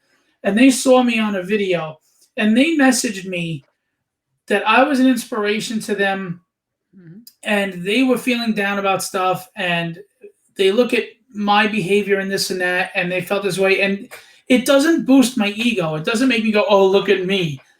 It humbles me. Like, sure. First of all, it's kind of intimidating that I would have that much effect on somebody that I don't even know. But it's also flattering, and it motivates me to want to be more. So the ironic thing is that person's telling me that I motivated them, but their statement to me motivated me. It was a wonderful symbiosis. No, that's how it works. With some people, there are people that have egos that they suck that up like a vampire, and they're like, "Oh, look at me." No. Well, first off, listen, we are in the era of professional wrestling. I will always officially go, "Look at me, brother." Ooh, yeah. Ooh, but yeah. Yeah, but so like again, very humbling things for me. I do like just a daily motivation on my Facebook page. Right. Sometimes it's something as simple like today's was I always try to keep your promises. Right. And it's something as simple as that. And I've been doing it for 5 years. Every once in a while, I'll get like a really kind word. I will get like people who have done these incredible things in their life, and they'll tell me these things are incredible and you should do a book, and it's like, well, thank you. And now I'm really red and blushing and embarrassed because it's like, what the hell? Like, what did I do? Right? That is, we all have this great ability to impact each other. And it's an amazing, it's an amazing gift. It really, really is. And that's my point. We're all here for each other. We should be. We shouldn't be self-serving on that level. We're all a little let's be honest. You do get something. No, a little self-serving you have to be, because if you can't take care of you first, how can you be there for everybody else? Yeah. I'm talking about the people that will absolutely always put themselves first. But the thing is, eventually they end up completely alone. That's how it works. They might be able to get everybody in at first, but there comes a point with everybody. It's like, hey, you're onto an island of yourself. And I feel like that. What, right? No, DG. I don't meme. I'm not cool enough to do memes. I'm just not. Yeah, me either. Me either. Yeah, but what I'm again, I don't worry about what anybody else is doing. Like that's the I other don't thing. either, except when they're doing wrong. No. See, that's the thing. I'm even past that point. I can't change that. See, It's not in my power. It's not in my power. It's not in my control. And where I'll respectfully oppose that is the sense that I understand why you feel that way, but I feel like if we all feel that way, then we're enabling and letting the bad take over. No, but see, that's where I will push back. Like, no, I'm not. I'm going to do my thing. They can do their thing. I can't stop them. But here's the thing. I'm going to do my thing, and I refuse to change for them. Fuck them. Right. I'm going to, right. That I'm not letting them win. I'm just letting them exist. That's the difference. Right. I'm letting a lot of people exist too, because I don't want to see my kids grow up behind bars. Deep breaths. Calm down. If I see you on in 60 Minutes someday, I'll know what happened. I'll be like, I knew Phil. He was a great guy. No, I'm kidding. But listen, right.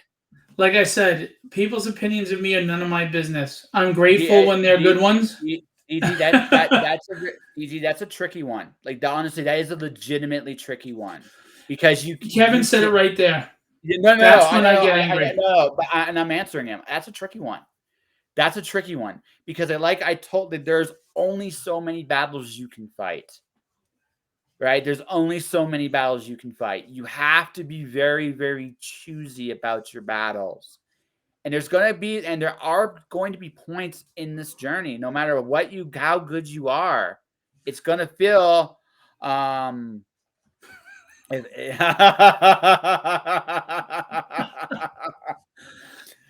was Kevin's fault. Yeah. There are points. Made me a bully.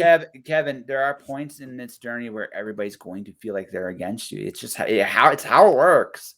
Life's an unfair roller coaster. It's jagged and it's wicked, but that's part of the growth process too. It's like, well, I'm still here. I'm still kicking. Fuck it. I don't care. The problem is I care too much. Yeah, well, no, and I need to care less, I guess. Well, again, about what you can't control you gotta be very again. I'm not saying ignore everybody, but you gotta be very choosy about who you like, because some people, again, they're just gonna talk. They're not gonna listen. So you're wasting your breath if you go after them. It's a tricky one.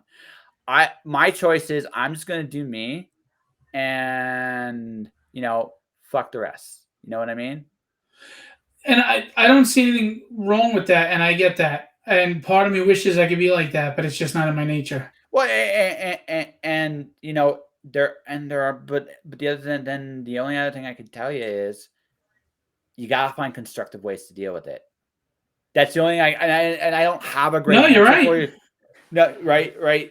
I don't have a great answer for you for that. I don't. You're right. I really don't. But well, you know what my answer is at this point? And namaste, Phil. Yes. My answer at this point is this, and I told this to Kevin earlier.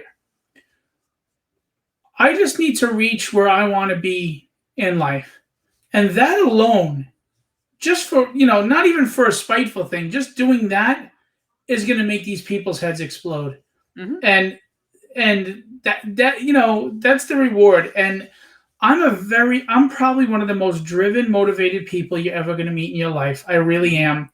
I have my downs like everybody else, and they last about 5 minutes, and then something in me goes, why are you crying? Shut the fuck up and get up, and what are you going to do about it? And my wife, she goes, I don't know how you do this. And trust me when I tell you, I'm going to be at a point someday where people that didn't treat me right might regret it. So, and I'm not going to disagree with you. The best revenge is to be successful, is to live well. Right. That's the best revenge.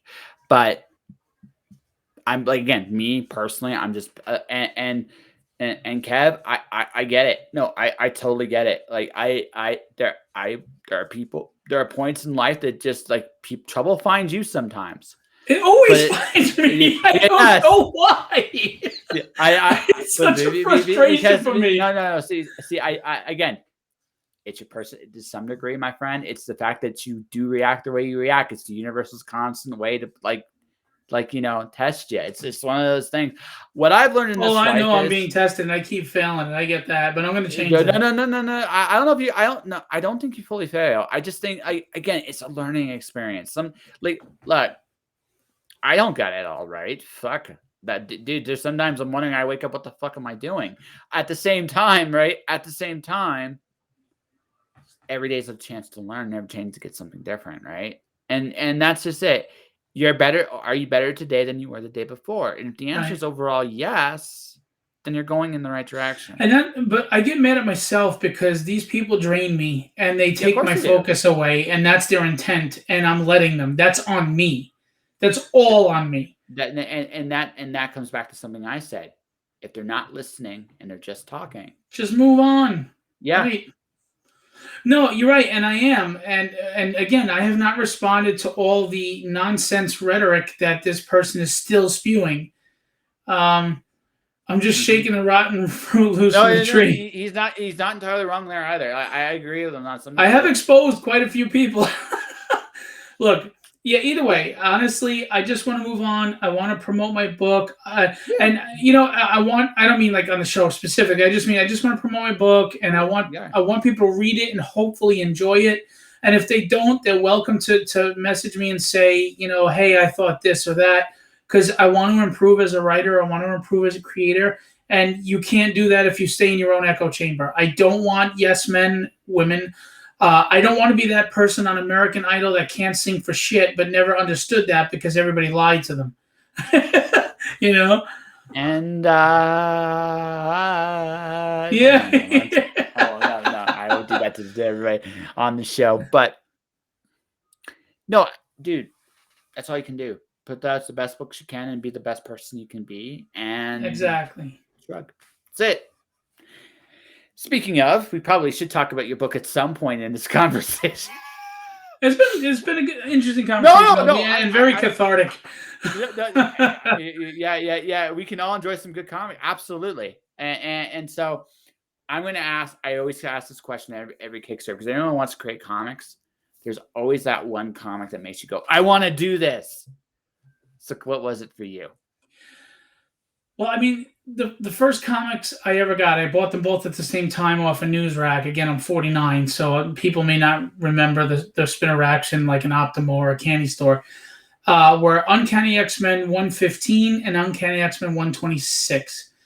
And I looked at these fantastical characters without even opening the book and said, oh my God, that's amazing. I was like 8 or 9. Kevin's a mess.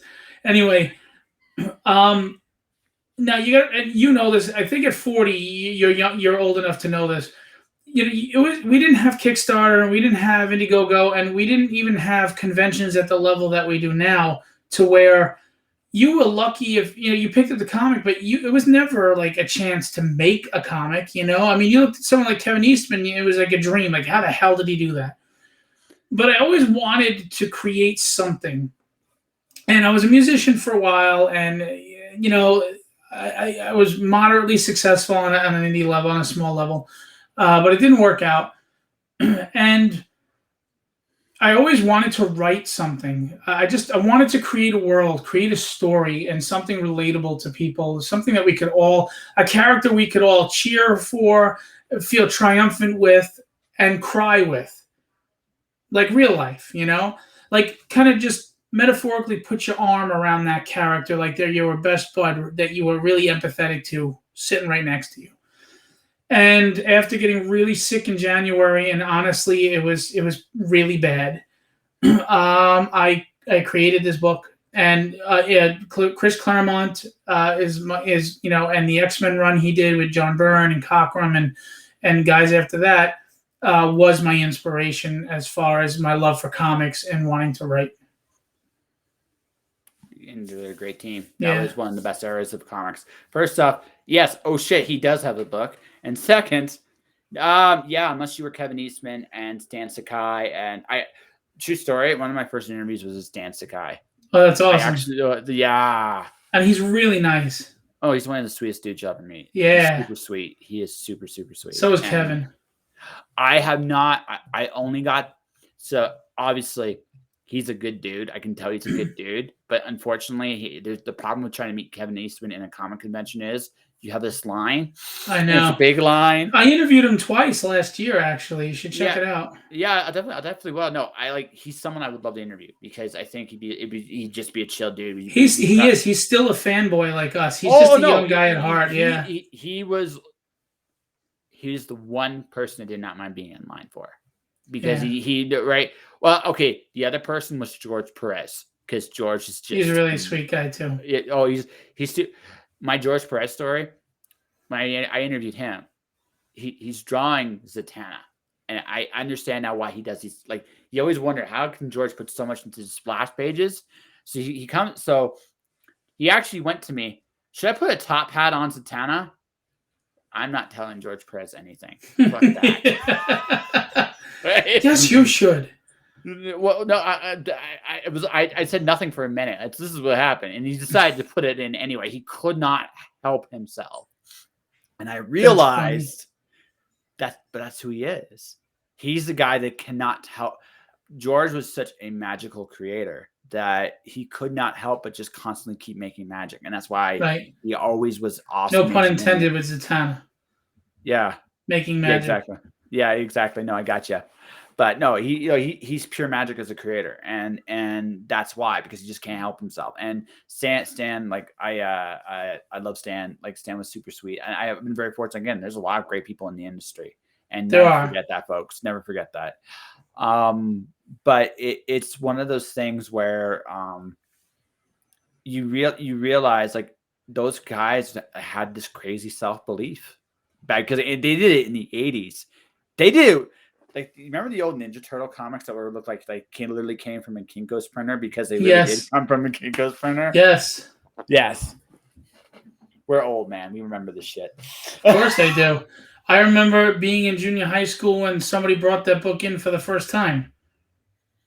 Yeah, it was just cool shit, and like, that was an amazing era. Like, there were so many good books in that era, and not like that was DC and Marvel at their absolute best. You had Chris Claremont, John Byrne's X-Men. You had Frank Miller's Daredevil. You had Frank Miller's Batman: Dark Knight. You had Denny O'Neil and that whole creative team for Batman. You had Peter David's Hulk. You had, like, that era might be the best overall era in comics. I agree. Yeah, that's right. That's right, Kevin. 8x511 double-folded comics were the shiz. They really, really were. Right? I agree. Yeah. I felt like the 80s brought the best out in all pop culture. There was a lot of different opportunities and different things out there, but they were all quality. I mean, from Saturday morning cartoons to comics to movies to music. It was just, I thought it was amazing. We lost him. He froze. Come back to us, Joshua.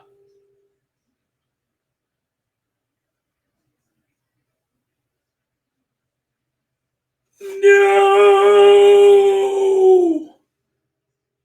Okay, well, we're waiting for Joshua to come back. Yeah, exactly. So I am the writer-creator of Tragedy, which is my creator-owned IP. And Tragedy had issue 1, which was extremely successful for a first time. We lost him. It was extremely successful first time Kickstarter, thanks to all the backers. We made over $10,000. We had 226 backers. Right now we're at 150 backers, I believe, with 15 days to go, and I think we're just under $7,000. So we're doing very well. I'm grateful to everybody. Tragedy, in the simplistic terms, is about an Irish assassin in Hell's Kitchen. You may wonder why I picked Hell's Kitchen, because historically that's correct. The Westies were the Irish Mafia, and they were in Hell's Kitchen. So it has nothing to do with Daredevil. It's about historic truth. I think that every fictitious story needs a little bit of truth and, like, actual truth to ground it. Yeah.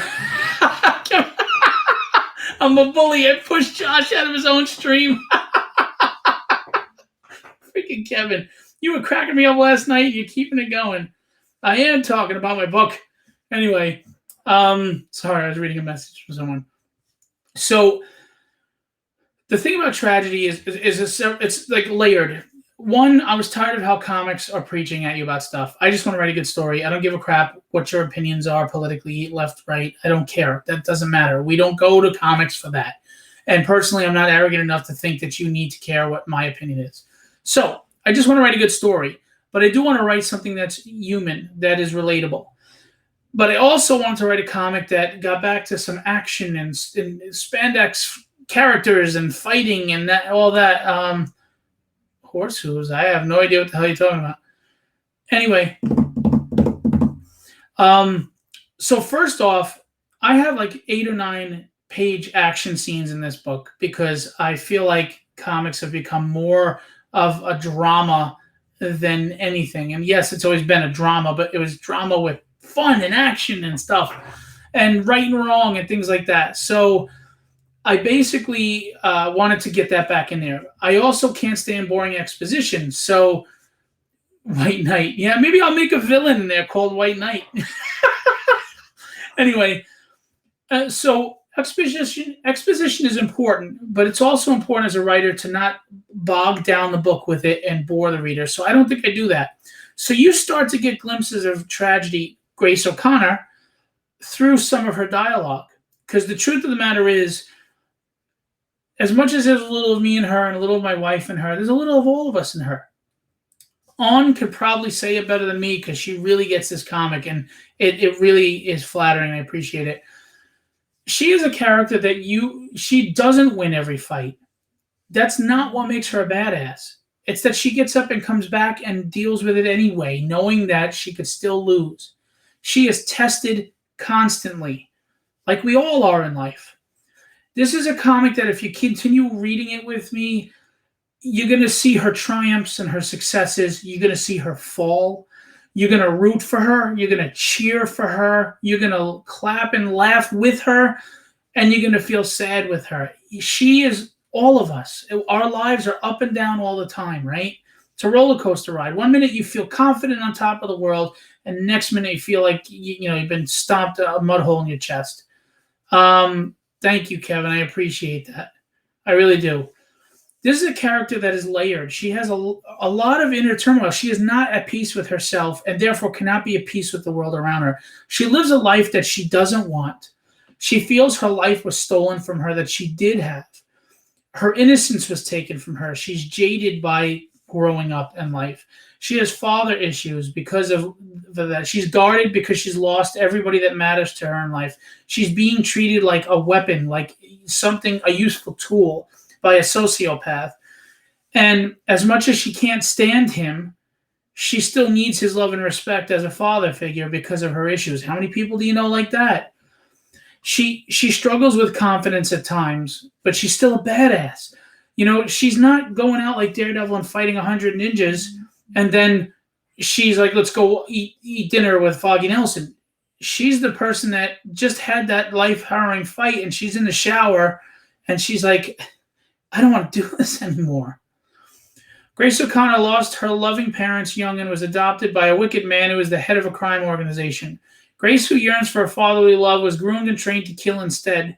Instead of entering into a theatrical career which she's loved since young, Grace is now out fighting metahumans and mob bosses. Her biggest fight, however, is the one within, one that is hidden behind her tragic masquerade. These are the kind of battles that you'll win some and you'll lose some. Jesus, this woman is good. Also, just got my package and can't wait to open it when I get home. Phil Russertt.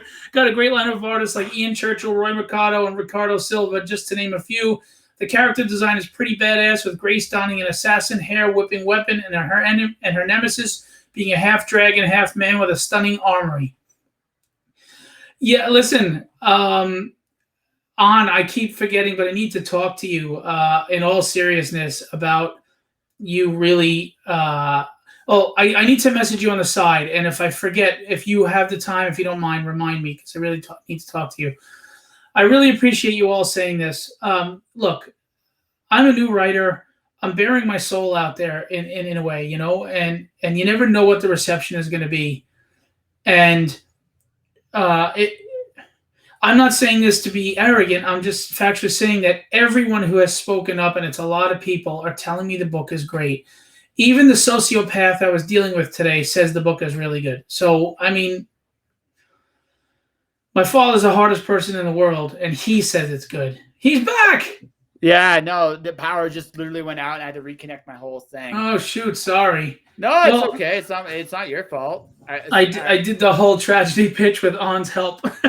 Hey, On, thank you very much. She's awesome. Really, no, she is. I really, really dig her, and I think she's great. And like you said, I'm really excited to work with her sometime next year on something we've already talked about. So yeah, and Kevin and Let's Do This are awesome, and yeah, Steve Garcia, just amazing people, and I'm grateful to know you all.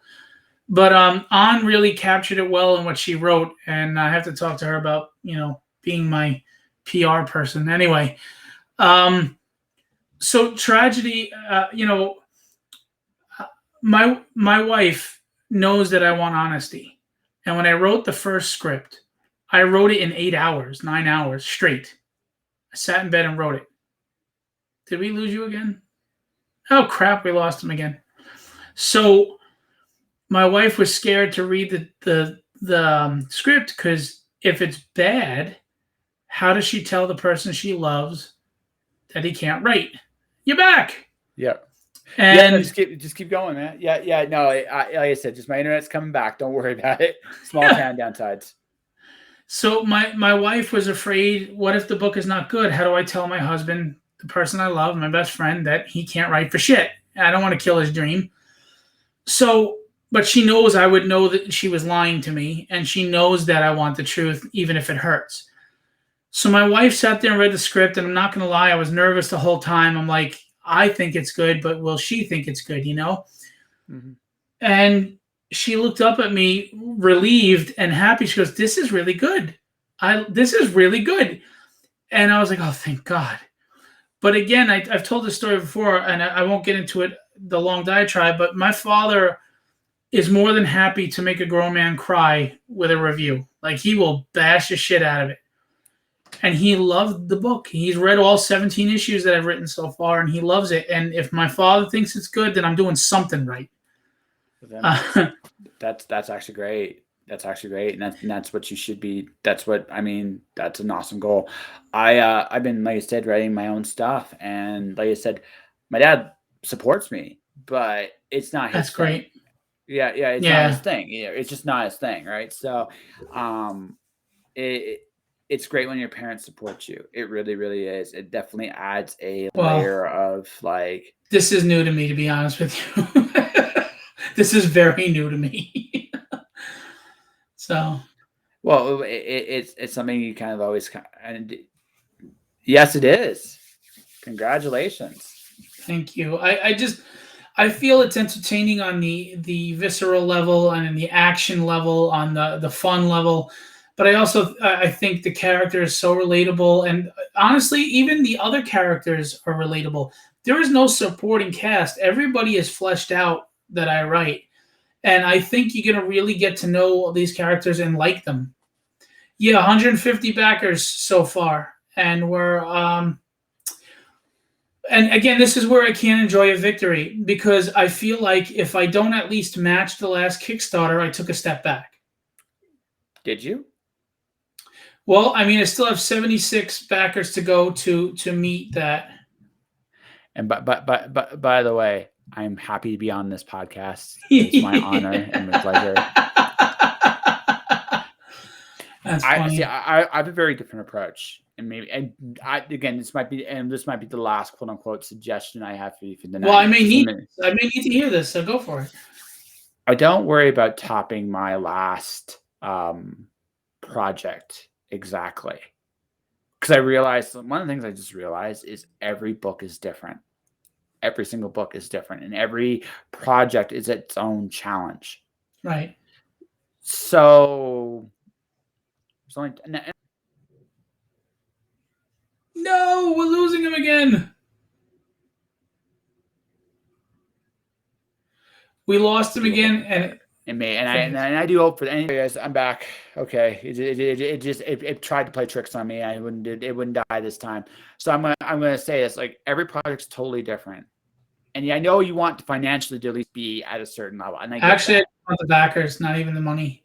Okay, fair enough. But hear me out on this, okay? Even if you don't, okay, just even if you don't, you still made a great book. It's a different book. Number 2s traditionally sell less than number 1s. I know. Traditionally, right? So there's that, but there's also the other thing too, and this is what going back to something I said here. You got 15 days to go. You got people that are going to come out and support you right at the very end, and you will top your goal.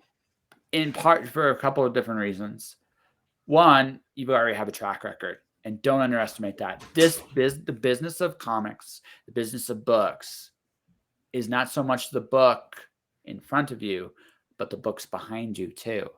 They get better, bigger every time you do a book as well.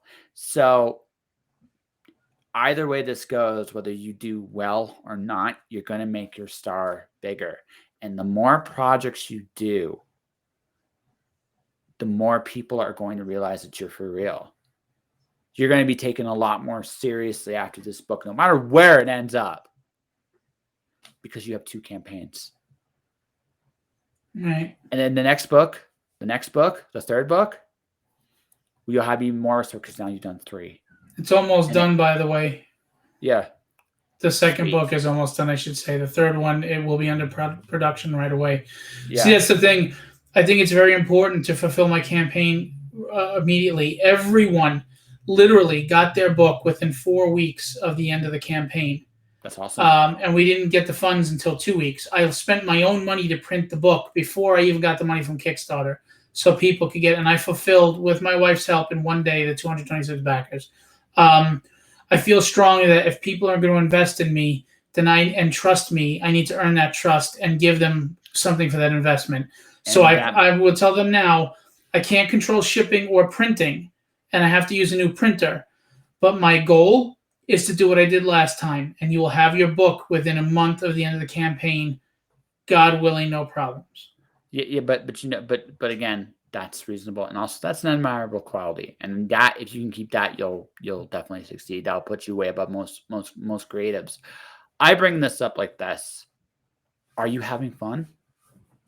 Making the book, I am. Promoting is tiring, but making the book, I'm like a kid at Christmas. When Ricardo sends me pages, I'm excited. I know you got put with assholes like me. Like, you gone on it with me for almost 2 hours, well, an hour 45. But still. Honestly, this has been fun. It was very cathartic. I was holding in a lot of crap. I was going to keep quiet during the show. If I'm to be honest with you, I was like, this poor guy, his show is at the wrong time because I'm really in a foul mood right now. And actually, it's been fun. It's been great. I'm fine. Yeah. I'm good at this. Don't tell anybody. Just don't tell anybody. I'm good at this. And like I said, I'm perfectly content having enough of an ego to go, I'm good at this. But again, I don't.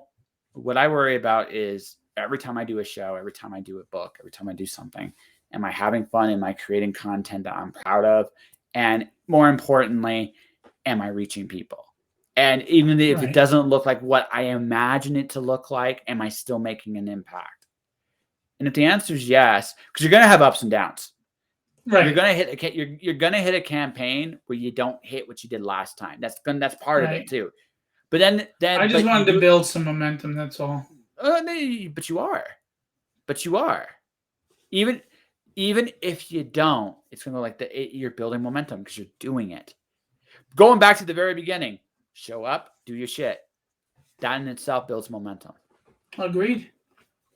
And I'm going to keep plugging away. And look, even if I'm the only one to ever read it, I will be continuing and making issue after issue after issue. But I don't think Kickstarter is a sustainable way to put out your book either, though, if I'm to be honest. I have other plans. I don't know if they'll come into fruition, but I'm going to be working hard at them very soon after book 2. After I fulfill book 2, I'm going to be moving hard at some other avenues. and hoping that I succeed at those, and hoping to have some great news at some point, because I just don't think Kickstarter is sustainable at this point. I don't think it should be the only stream for sure. Right. That I do agree with you on. Is it sustainable? I think it can be. Well, I mean, depending on what your goals are. For what my goals are, I don't think it's sustainable. I don't think it's something I can just keep doing. No, that's fair. That's fair. I'll agree with, because I don't know all your goals. But if you're still there, when we started this podcast, I joked that he was Pinky and you were the brain. And I agreed that you would definitely be the brain. Yeah. So if you got that, we are getting to the point. I think we do need to wrap up. I really did enjoy this conversation, and don't worry, I had no problem being your therapist for an hour and a half there. What do I spend the money? Well, yeah. You know, I'm never above a donation. That's yeah. But in all seriousness, dude, you got a book. This is the big pitch going home. I'm sure people that's right. That. You seriously. It's funny that you said that. Let's do this, because one of the artists that I represent says "narf" all the time. Yes, that's a Pinky line, by the way. It's one of the best. Oh, that's why he says it. Okay. Yeah. No. Pinky in the brain. Pinky always says "narf." Oh, see, I never watched the show. I just know the characters. It's genius. Right. Tragedy. Set. It's narf or nothing. I actually have to go with less here. Narf. If you actually put that in your as your, I'd pop. I totally would pop. I totally would. I would pop. But so Mr. Pinky, if I can call you Mr. Pinky. Again, as you can see, I'm a very serious podcaster or some bullshit like that. Anyway, let's plug your book, how people can find you. This will air before your campaign expires. I talked to the boss. He's a dick sometimes, but I can guarantee it'll happen sometime before the campaign comes so close, probably the final week of it. So pretend this is the final week of your campaign. What are you going to tell the audience to walk away from? Like, what are they going to get? All right. So we got a week left. We're at $100,000 and 5,000 backers. In all seriousness, everybody knows I'm a lover of art. And of course, I love good writing. You're going to walk away with a really entertaining book. The second book is 26 full color pages of story, no ads. First one is 30 pages, full color, no ads. You can get them both in the campaign. And I'm just going to say, if you want a character that you can relate to, root for, struggle with, triumph with, if you want a book that shows action and great supporting characters, a writing pace that is not too fast, not too slow, but really gives you a good insight to the character that you can relate to, I think you should try Tragedy. But I also give away a lot of free stretch goals, a lot of art, stickers. We have a lot of variant covers. We have the book of covers. We have 45 covers in one book from the first 2 issues. And some greats are in there. Tyler Kirkham, Will Spataccio, Ian Churchill, Sean Chen, Larry Stroman, Chance Wolfe, Adelso Corona. You know, we have a lot of great indie artists, Chris Madd and Jim O'Reilly, you know, Shelby Robertson, Ace Continuado. We have a lot of great artists on this book, Steph Wilson. So, 45.